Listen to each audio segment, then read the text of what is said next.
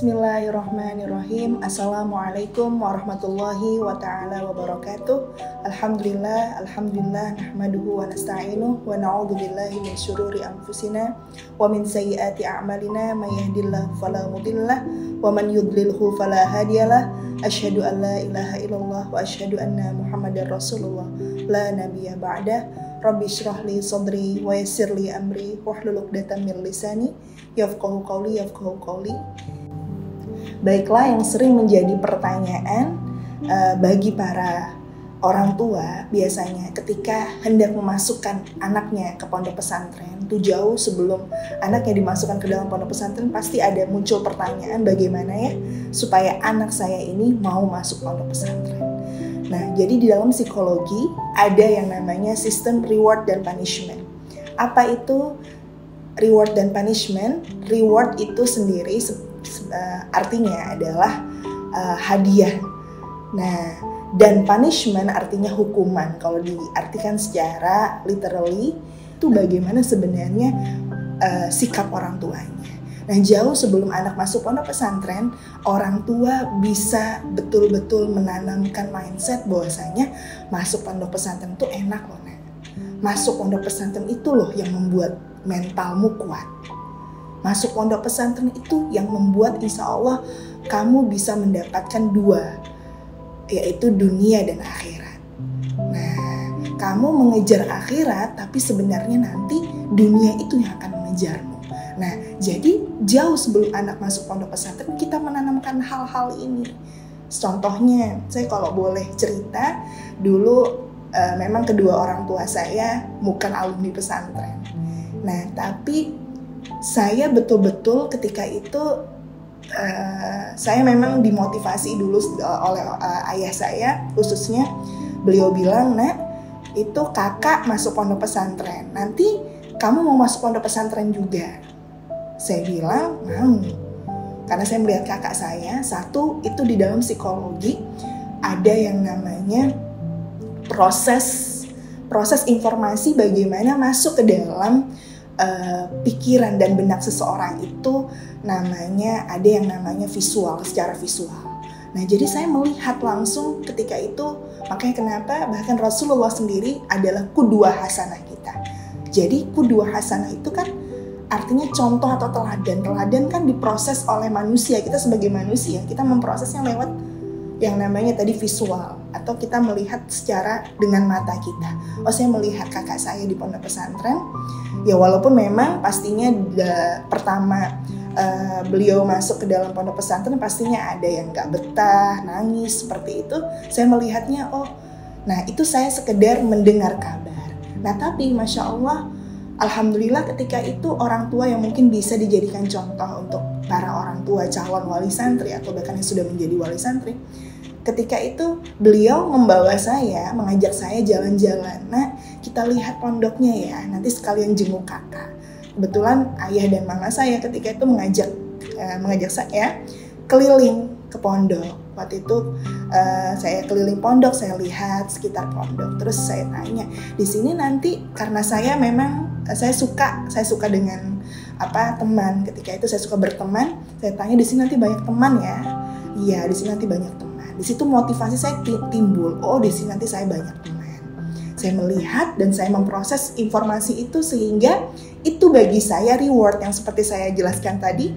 Jadi bisa menjadi orang tua itu sebenarnya bisa ketika memasukkan anak pondok pesantren itu bisa motivasinya bisa rewarding atau punishing atau bisa membuat mereka senang atau sebaliknya. Beliau bercerita bahwasanya di sana nanti kamu bisa belajar bahasa Arab dan bahasa Inggris. Beliau sebenarnya dengan cerita-cerita beliau itu menggugah hati saya sebenarnya. Memotivasi saya bahwasanya ternyata di pondok pesantren itu nanti selain banyak teman, nanti saya juga akan belajar bahasa Arab, belajar bahasa Inggris sehingga nanti saya bisa ke luar negeri. Di situ saya sudah tertanam di dalam pikiran saya, oh ternyata di pondok itu enak. Nanti kata beliau, tapi Nak di sini hidupnya susah. Nanti makan sendiri. Nah, beliau memberitahu juga kalau ternyata di dalam pondok pesantren itu begini loh. Nanti kamu akan belajar hidup susah. Yang masih teringat di benak saya. Nah, kalau hidup susah itu perlu dipelajari. Tapi kalau hidup senang, hidup semua serba ada, itu tidak perlu dipelajari. Jadi sebenarnya kenapa sih ayah dan mama memasukkan kamu ke dalam pondok pesantren? Itu supaya kamu terbiasa hidup susah. Karena hidup ini semakin kesini saya semakin paham. Ketika saya sudah dewasa, bahkan saya sudah punya anak, saya merasa oh ternyata Masya Allah, masuk pondok pesantren itu sebenarnya itu adalah penggemblengan. Kalau bahasa kiai kami dulu, penggemblengan yaitu bagaimana membuat mentalmu bukan mental kerupuk, melainkan mentalmu adalah mental baja dan mental besi. Jadi ketika punya masalah, karena sudah terbiasa di pondok itu hidup susah, harus mengantri, contohnya punya masalah dengan teman, punya masalah dengan kakak kelas, bagaimana ketika ditegur oleh guru, bagaimana cara bermuamalah dengan guru, bagaimana cara bermuamalah dengan kakak kelas, dengan adik kelas, dengan teman sebaya.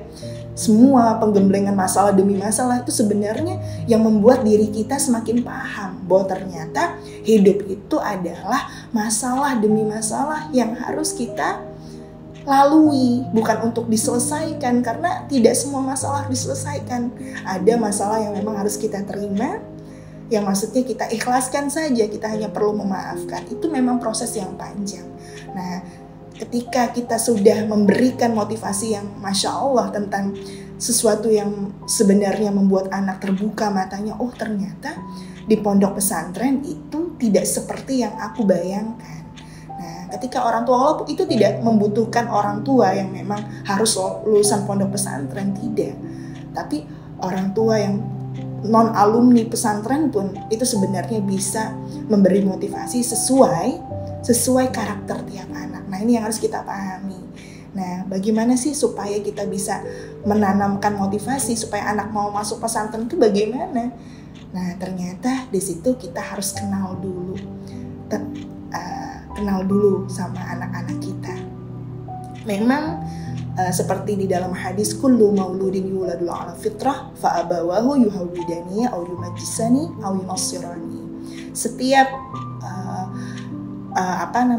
makhluk atau manusia yang terlahir di muka bumi ini terlahir dalam keadaan fitrah suci, Islam, semua baik.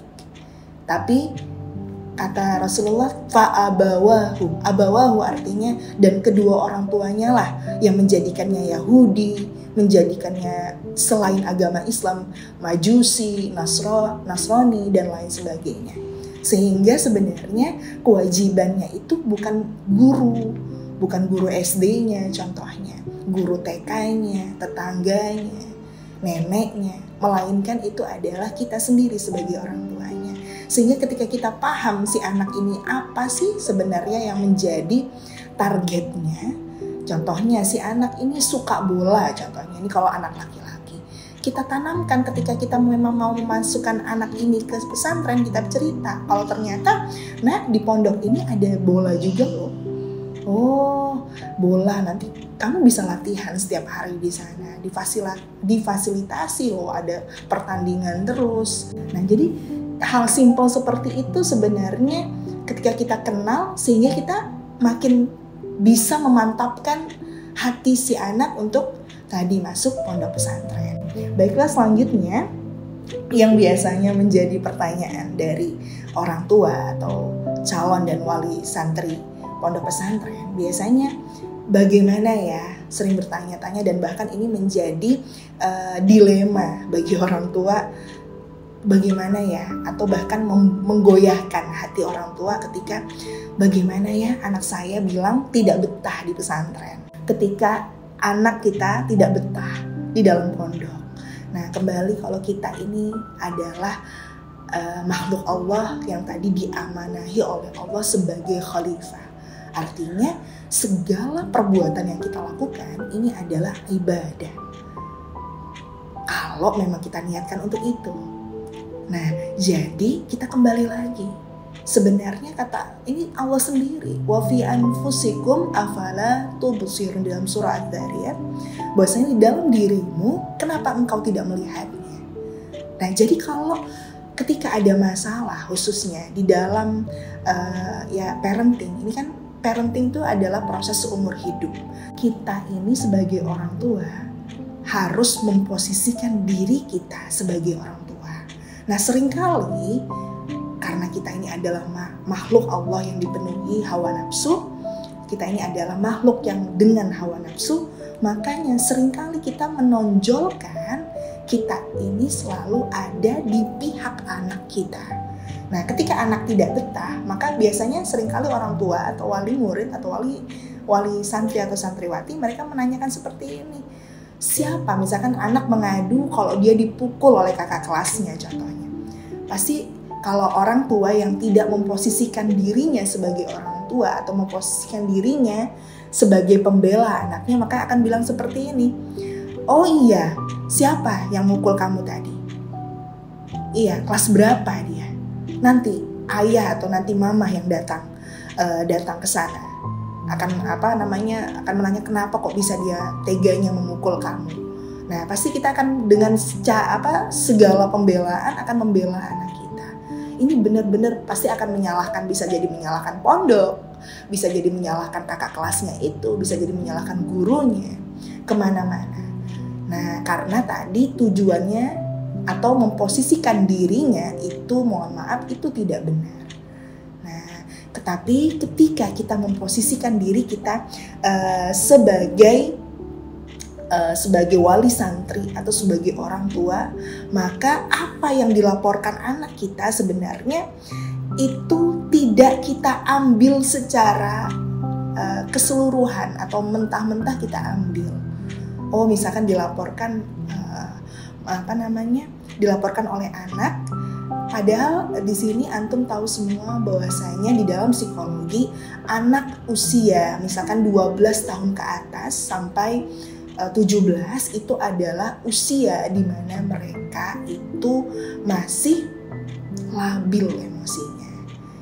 Sehingga itu juga sebenarnya masa-masa dalam pencarian jati diri. Mereka masih ambigu tentang siapa sih diri saya ini. Emosi saya benar nggak seperti ini?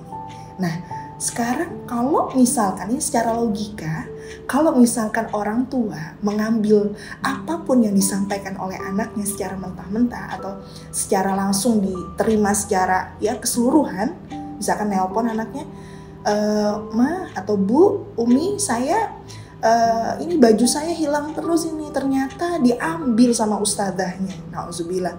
Nah, tapi kalau kita sebagai orang tua yang tadi tidak memposisikan diri kita akan percaya langsung. Oh iya, nanti ibu datangin ke pondok itu, ibu datangin ustadzahnya.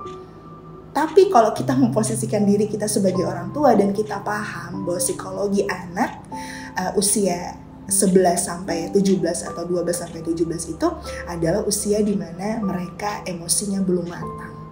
Nah, sehingga kita sebagai orang tua harusnya menjadi penengah. Nah, bukan berarti kita memihak ke pondok pesantren, bukan juga kita terlalu memihak ke sisinya anak atau menjadi pembela anak, tidak. Tapi kita menjadi orang tua yang pastinya bijak. Oh, hilang ya nak ya. Itu yang membuat kamu tidak betah.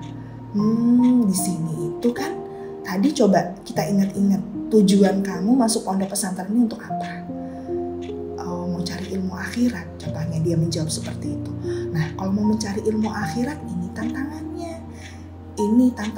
Kamu harus mengalami yang namanya kesulitan demi kesulitan.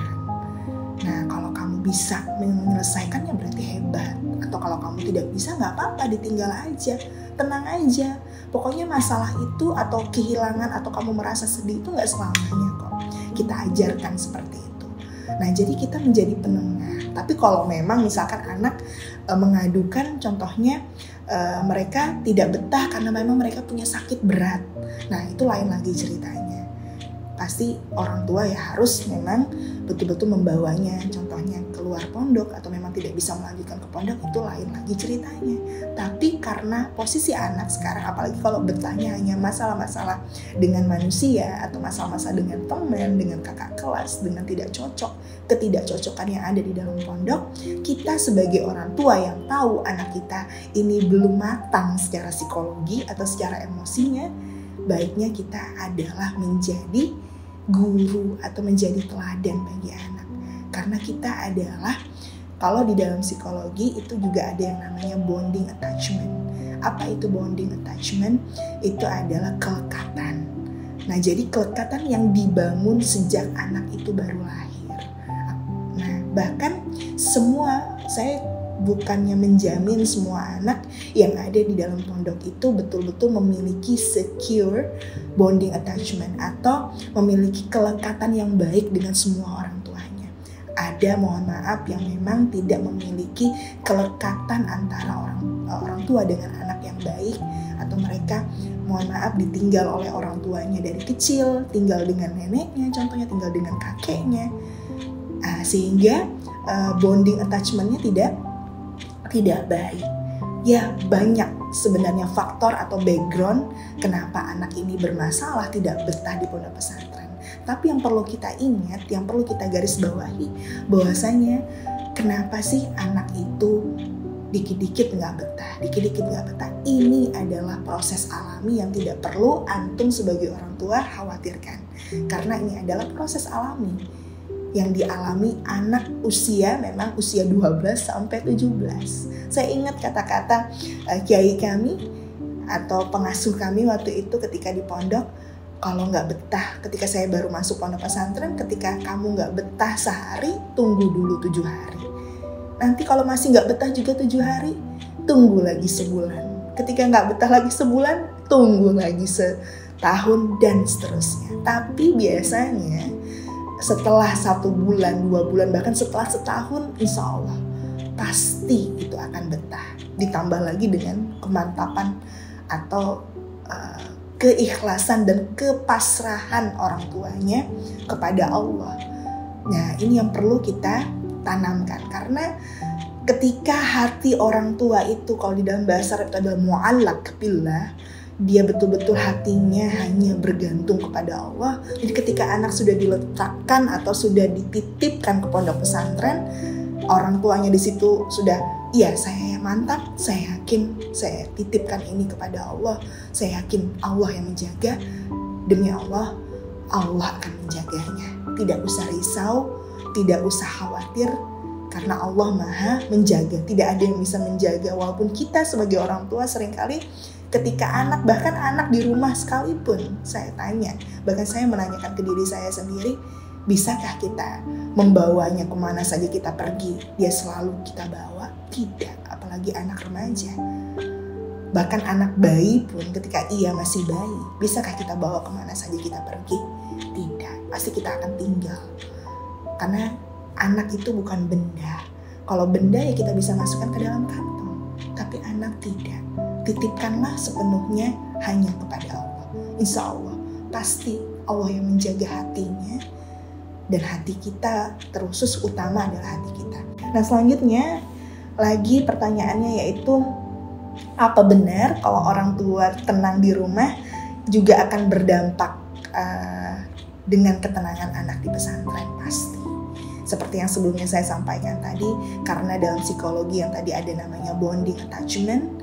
Nah, jadi ketika sang ibu atau ayah, bahkan ibu, terutama ibu, memikirkan anak, misalkan kangen gitu, atau rindu berat dengan anak, terus kepikiran, apalagi anaknya yang baru masuk ke dalam pondok pesantren, kepikiran gimana ya nanti makannya, enak gak ya makanannya, nanti dia ngantri, dia jatuh gak ya.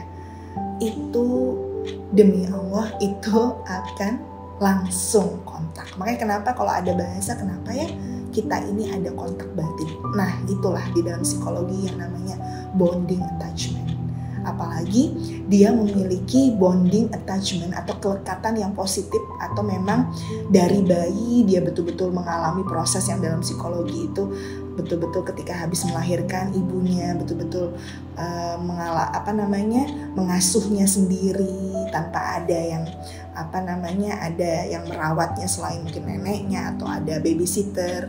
Nah itu dia dirawat betul-betul dengan ibunya, dikasihi dengan ibunya, disusui atau mau ASI secara penuh 2 tahun, sehingga dia betul-betul mendapatkan yang namanya positive bonding attachment atau secure bonding attachment, sehingga ketika dia berpisah dengan orang tuanya atau ibunya utamanya, dia akan mengalami yang namanya cemas, dia mengalami yang namanya kangen, rindu dengan orang tuanya. Itu wajar. Jadi bagaimana sekarang kita memposisikan diri kita sebagai orang tua. Jadi kalau sebagai orang tua ingin rindu atau ingin kangen, silakan. Rindu dan kangen itu tidak salah. Tapi kalau yang berterusan, kita langsung ingat kalau saja kita kangen seperti ini berterusan, kasihan kepada anak kita. Mereka pun akan merasakan hal yang sama. Mereka pun akan tiba-tiba kepikiran, tiba-tiba tidak tenang hatinya. Padahal mereka mau melakukan banyak aktivitas. Jadi kita lakukan ini karena Allah. Kenapa? Karena kalau kita melakukannya karena Allah, segala sesuatu itu jadi indah. Jadi kita bisa nerima. Walaupun sesulit itu, sepahit itu kenyataannya kita harus berpisah dengan anak, tapi karena Allah, insya Allah, pasti kita akan betul-betul menjalaninya dengan enak, dengan lega. Karena kita tahu anak berada di pondok pesantren itu bukan untuk sekedar ya masuk pondok pesantren mencari ilmu agama. Kita salah kalau kita ternyata memiliki pikiran anak masuk pondok pesantren itu hanya untuk tadi menghafal Quran, hanya untuk mungkin belajar hadis, belajar tafsir dan lain sebagainya, ilmu agama yang lain, dan contohnya belajar bahasa. Tidak. Tapi anak berada di pondok pesantren itu, bersyukurlah para wali santri dan wali santriwati, bahwasanya anak ketika di pondok pesantren mereka itu berjihad. Mereka berjihad di jalan Allah. Mereka adalah fisabilillah. Bahkan ketika mereka meninggal pun, mereka meninggal dalam keadaan fisabilillah atau di jalan Allah. Makanya itu yang selalu saya sampaikan kepada santriwati khususnya. Ketika kalian, ya bahkan ke santri dan santriwati, ketika kalian belajar di kelas, ketika kalian menuntut ilmu di pondok pesantren ini, seperti layaknya kalian berjihad di Palestina. Kenapa? Kalian tidak perlu mengangkat senjata, kalian hanya perlu mengangkat pulpen, menulis dengan pulpen, menulis sebait demi bait dalam pelajaran kalian. Kalian tidak perlu mengangkat senjata, karena itu sudah memang yang disampaikan Rasulullah. Bahkan Allah pun menyampaikan di dalam Al-Quran, yarfa'illahil ladzina amanu minkum walladzina utul ilma darajat. Allah akan mengangkat derajatnya orang-orang yang beriman dan juga menuntut ilmu dengan beberapa derajat. Bahkan dijelaskan lagi di dalam hadis bahwasanya orang yang menuntut ilmu itu akan masuk surga. Dan mereka fisabilillah hatta yarji'a. Mereka berada di jalan Allah sampai mereka balik atau mereka kembali dari pondok pesantren atau tempat mereka menuntut ilmu. Makanya jangan berkecil hati untuk para wali santri dan santriwati. Nah selanjutnya untuk yang terakhir, bagaimana tips memotivasi agar anak semakin kuat di pesantren. Ini sebenarnya sudah saya jawab di pertanyaan yang pertama, tapi sebenarnya untuk rangkuman atau kesimpulan dari semuanya adalah orang tua harus semakin kuat doanya. Orang tua harus semakin kuat hubungannya dengan Allah dan harus semakin kuat usahanya dalam memperbaiki diri. Nah, ini sebenarnya kalau kita terkadang seringkali banyak para orang tua yang bertanya-tanya, kenapa ya anak saya ini kok begini-gini aja, kok susah diatur ya, kok mohon maaf ada dalam konotasi kata-kata negatif, kenapa anak saya nakal, kenapa anak saya, dan lain sebagainya, kata-kata negatif yang lain tentang anak. Daripada menyibukkan diri kita dengan mengecap anak, mengejudge anak, memikirkan anak dengan hal yang tidak-tidak, kenapa kita tidak sibukkan diri kita dengan tadi, yaitu semakin kuat kita dalam berdoa atau mendoakan anak kita yang baik-baik.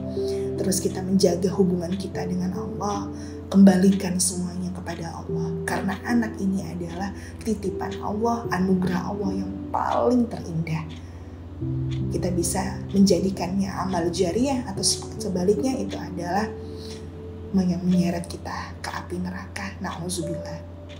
Nah, selanjutnya semakin memperbaiki diri kita.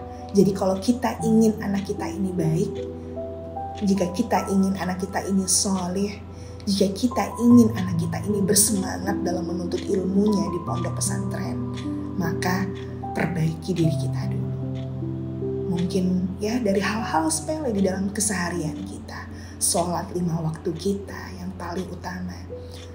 Ibadah yang lain, contohnya ibadah rawatib kita, ibadah sunnah kita, puasa kita.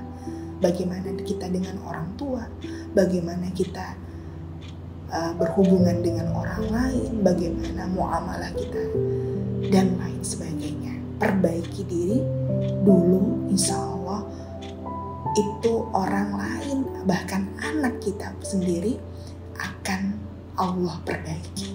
Tapi dimulai dari diri kita dulu. Nah, selanjutnya harus semakin kuat dalam berbuat baik. Niatkan, doakan orang lain, doakan. Berbuat baik. Berbuat baik dan niatkan untuk kebaikan anak. Tanpa kita niatkan sekalipun, malaikat pasti akan mendoakan yang baik-baik untuk diri kita dan keluarga kita.